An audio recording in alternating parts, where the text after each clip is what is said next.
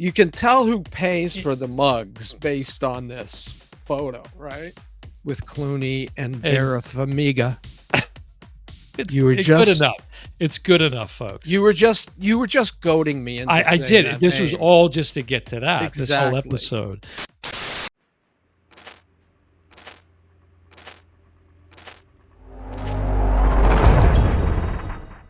Welcome to the Yo Brother podcast. I'm your host, Dan Smith. Alongside me, as always, my brother from the same mother, Mike Smith. How's it going today, Dan? It's good. It's good.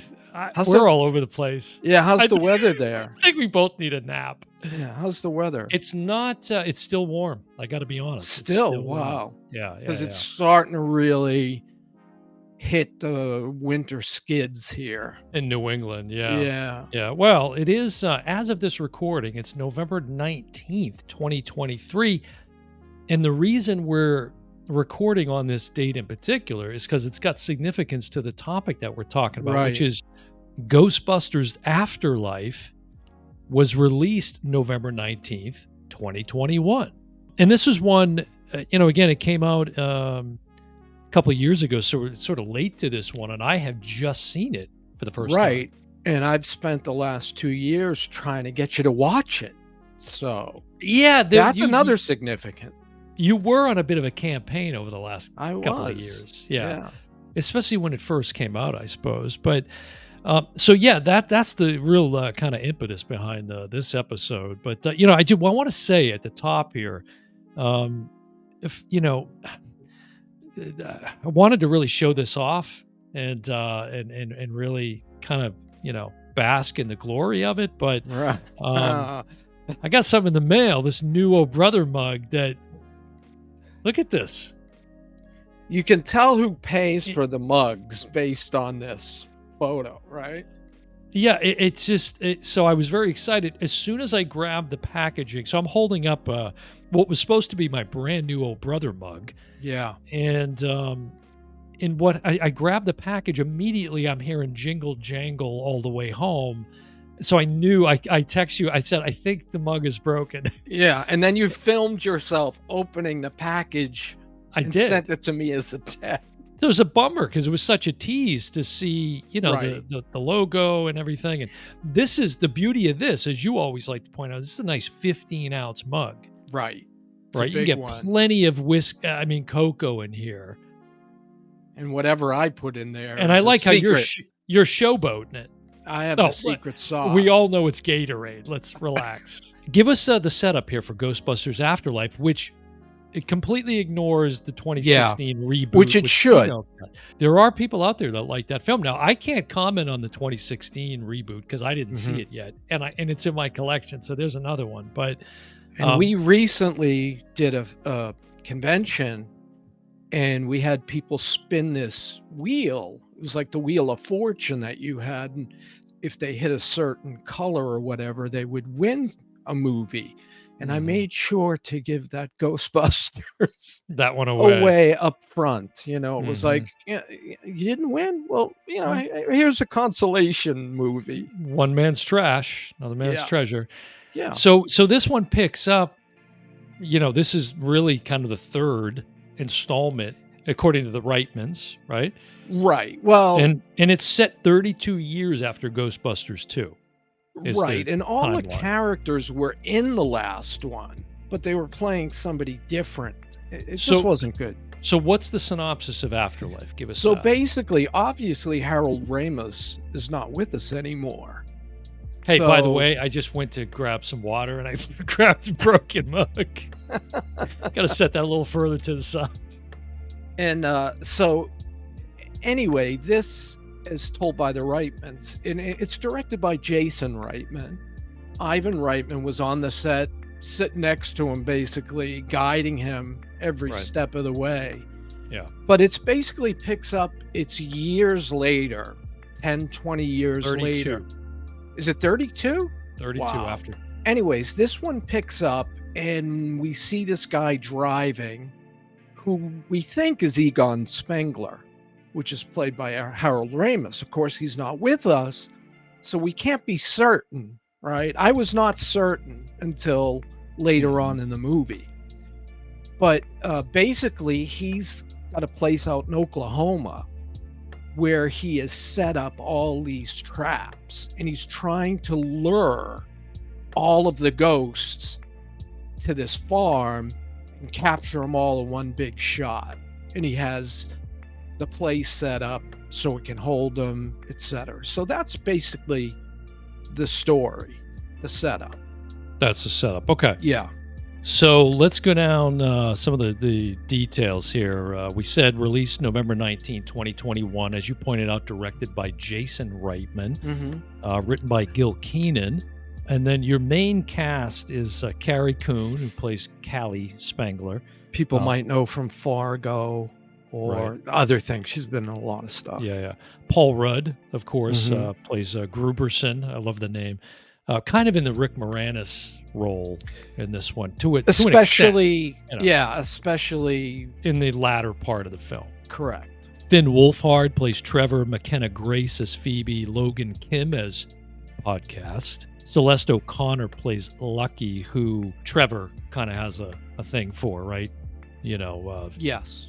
Finn's character. And he's from, people will know him from Stranger Things. Finn Wolfhard, yeah. Yes. And then there's a cameo in it by J.K. Simmons. He's in like every film. He's like the Michael Caine of our generation now. And he also sells insurance on the side.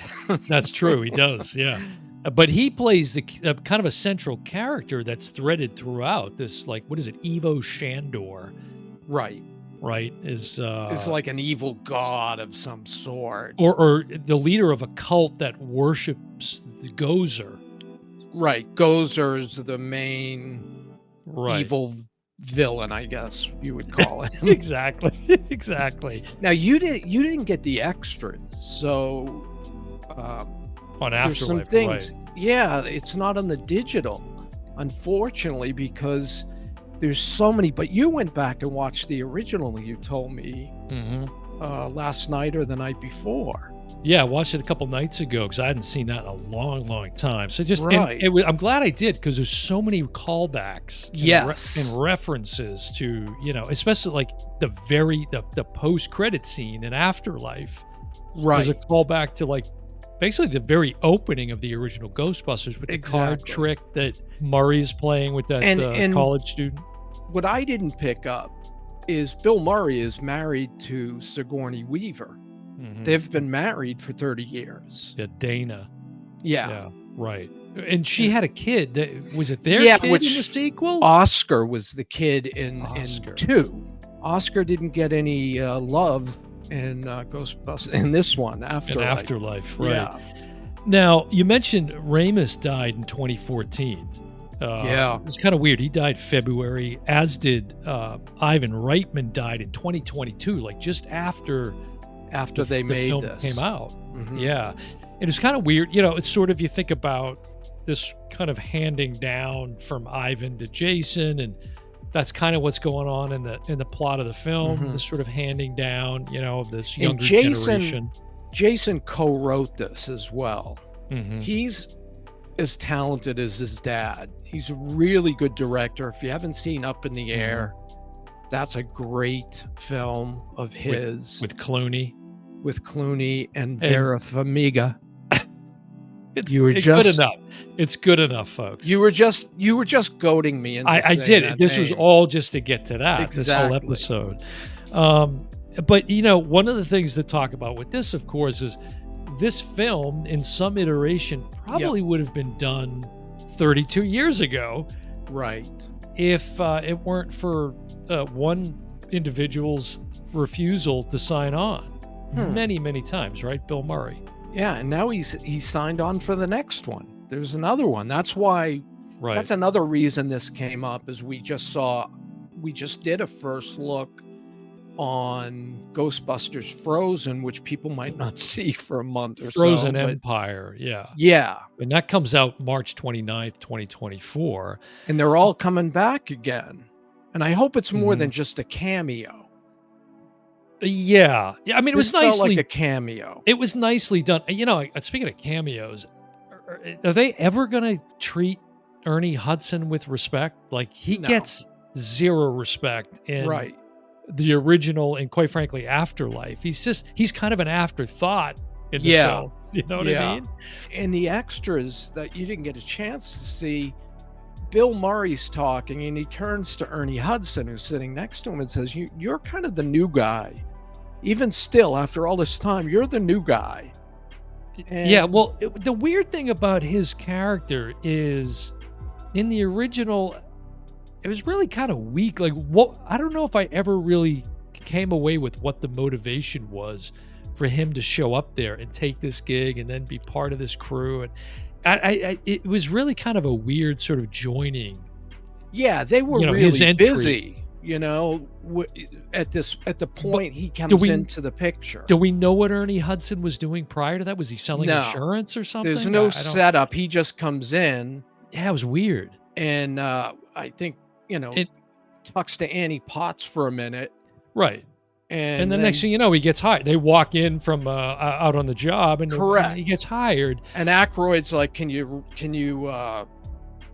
drive? Yeah. Can you? You're shut a trap? hired. You're hired. Right. Yeah, and he was just so underutilized. Yeah. in the And film. especially we saw The Crow not long ago. We reviewed The Crow. Oh, that's right. And, He was good. you really see what a good actor he is, but you Yeah, don't he's see it good. in Ghostbusters because he's totally an afterthought. Yeah, now, so you can read this online, but Aykroyd was, I don't know if he wrote the entire script or he was in the process of writing it, a third iteration. It was going to be called Hellbent. Yeah.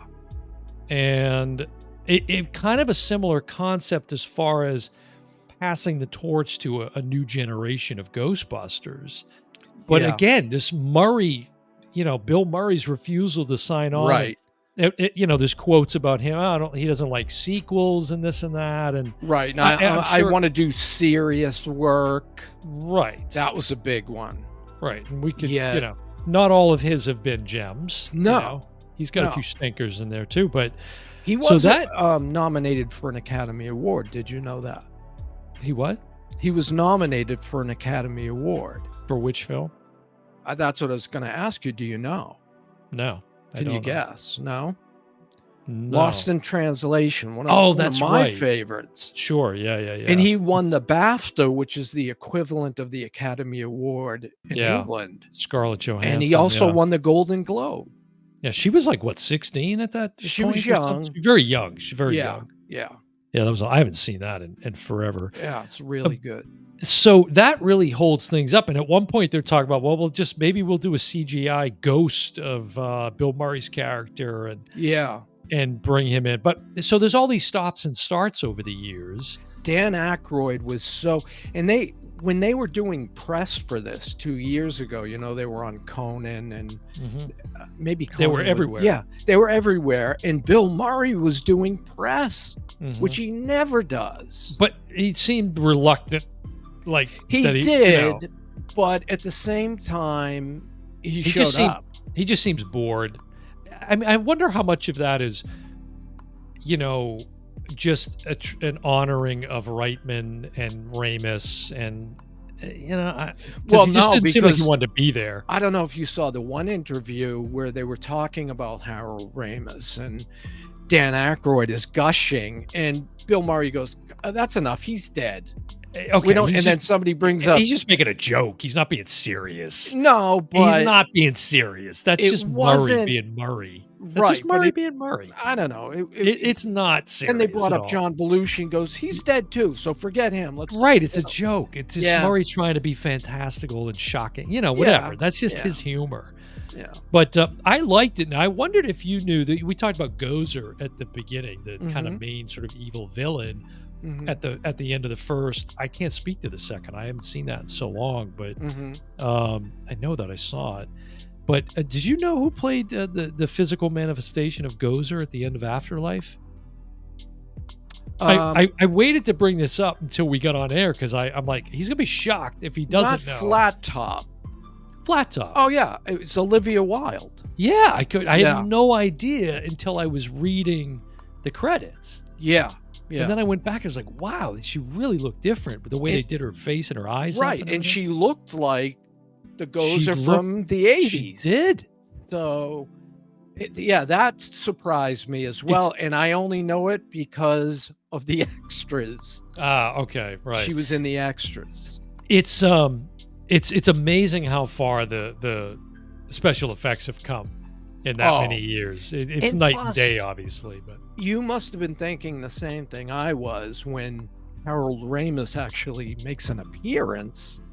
yeah, He makes an appearance, right. and Well, it's all what part of the strike was all about. How do you use yeah, artificial intelligence? right. Because Well, they talked about how they created him.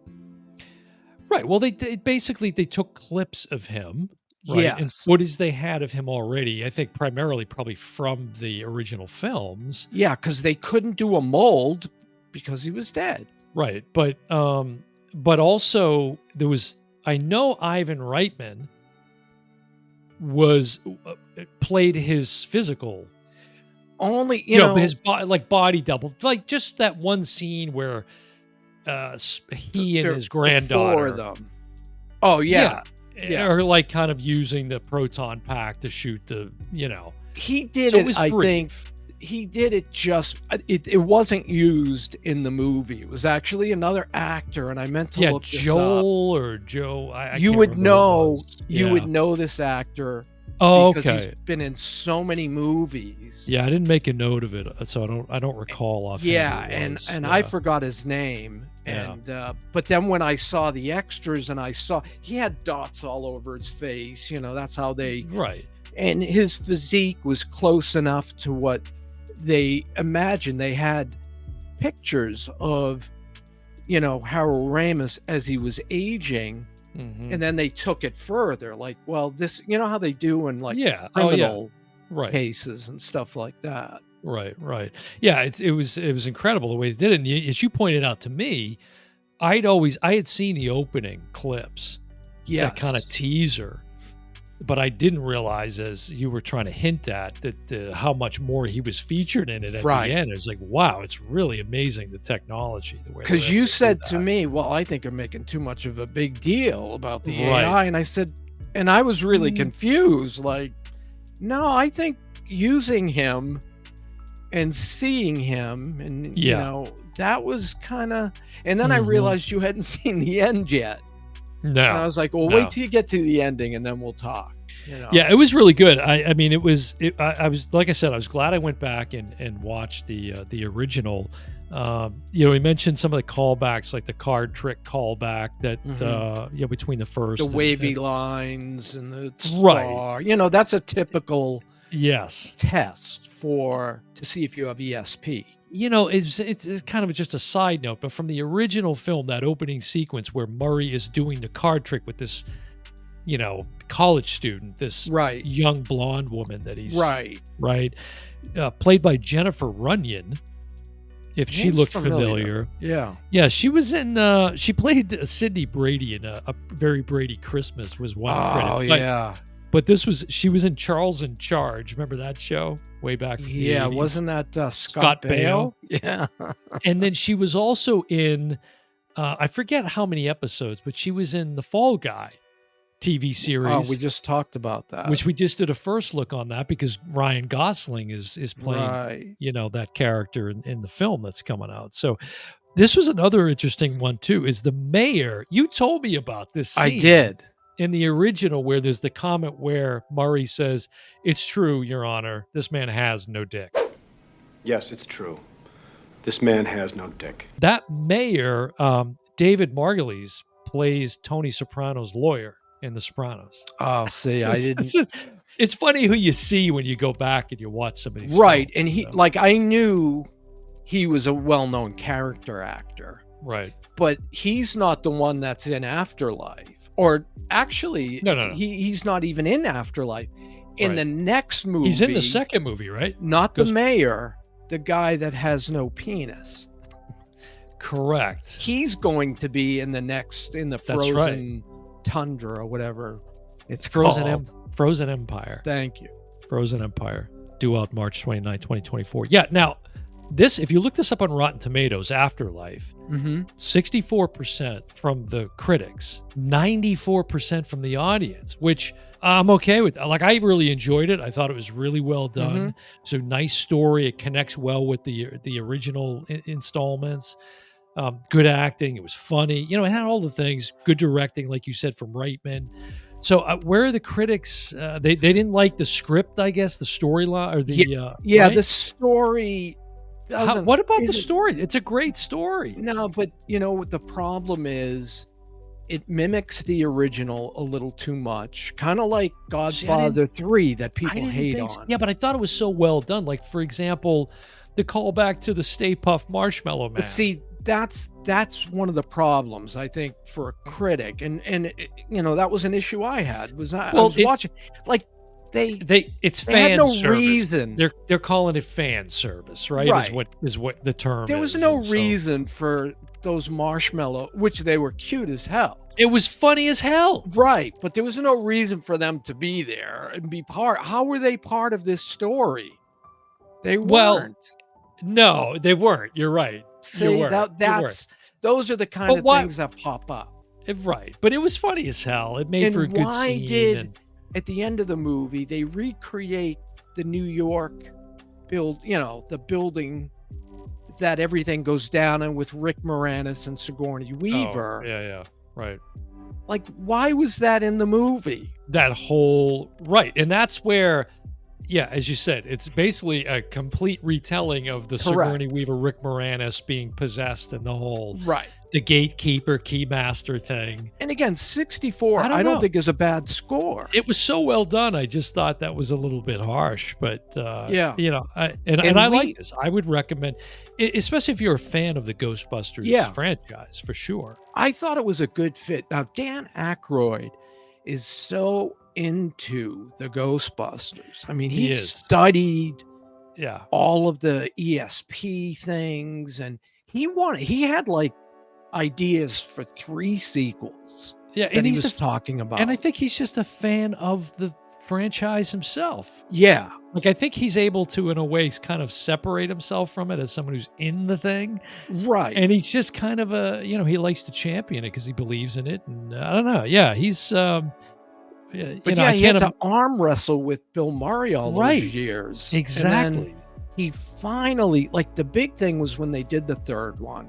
Was And he they ever asked, is there any extras you've seen or interviews where you've seen where Murray finally acquiesced and said, I'm in? Like, was it the money truck they backed up? I mean, Probably the money truck. but they were certainly going to pay him whatever he wanted back then.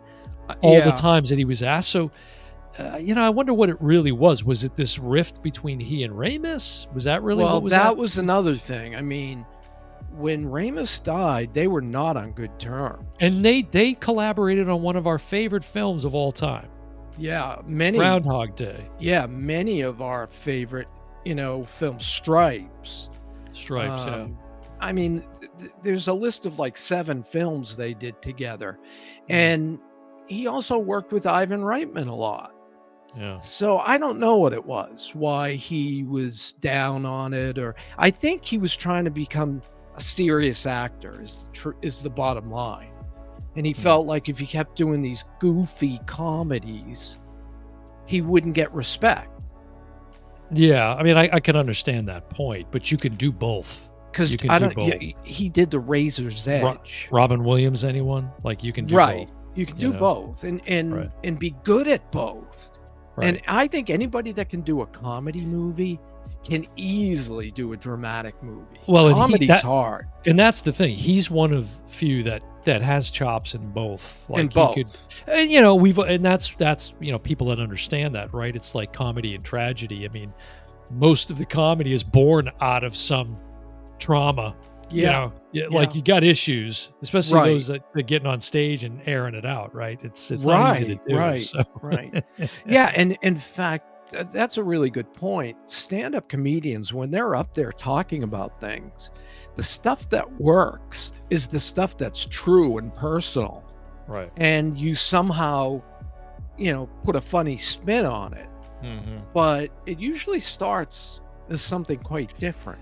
I'd have to go back and watch Ghostbusters 2 because I was looking at some clips from it, Mhm. and it was more like kind of a trailer for it. and I think it was during an interview with the cast for Afterlife. They were going back and showing it. Mhm.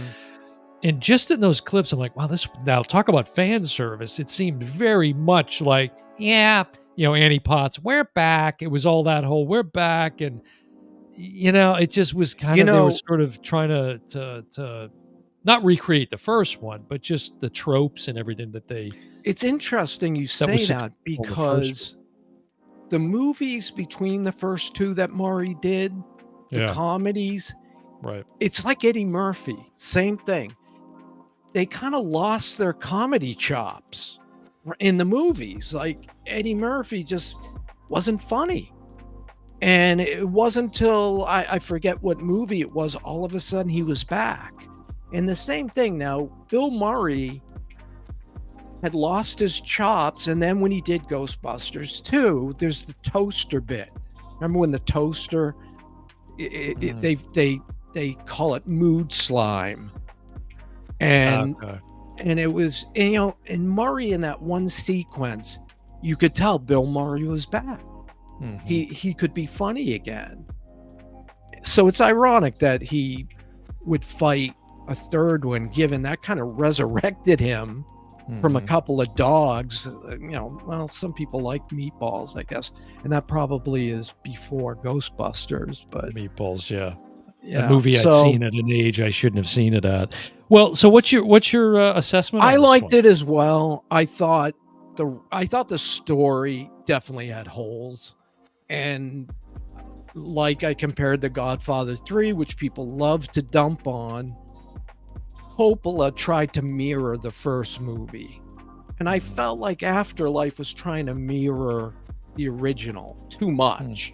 There was mm. enough new stuff that they could have focused on more. And Paul Rudd fit in. I think you were right. Paul Rudd basically took the place Rick of Moranis, Rick who they Moranis. wanted, but he's, like, retired. He's not acting anymore. I think he lost his wife and Mm, he decided to stop acting and dedicate himself to being a dad.